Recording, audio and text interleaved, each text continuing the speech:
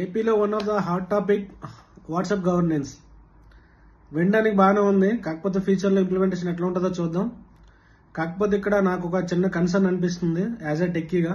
అదేంటంటే రీసెంట్గా meta company పైన, రీసెంట్గానే కాదు సిన్స్ లాస్ట్ చాలా సంవత్సరాలుగా మెటా కంపెనీ పైన చాలా ఎలిగేషన్స్ వస్తున్నాయి. అంటే సెక్యూరిటీ రీజన్స్ లో ఐ థింక్ లాస్ట్ ఇయర్ అనుకుంటా బయోమెట్రిక్ ఇన్ఫర్మేషన్ లీక్ అయిందని చెప్పేసి already one of the state court already దాని మీద ఒక పిటిషన్ కూడా ఫైల్ చేయడం జరిగింది.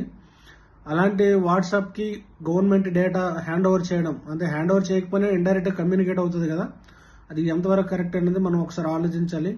అది ఒకసారి నేను కొంచెం వాక్ త్రూ చేసా, అందులో ఆధార్ కార్డ్ నెంబర్ ఇవన్నీ అడుగుతుంది. కాబట్టి ఏంటంటే అంటే ఇవన్నీ సెన్సిటివ్ ఇన్ఫర్మేషన్, ఇలాంటి సెన్సిటివ్ ఇన్ఫర్మేషన్ ని అలాంటి సోషల్ మీడియా యాప్ లో పెట్టడం ఎంతవరకు కరెక్ట్ అనేది ఒకసారి ప్రజలు కూడా ఆలోచించండి.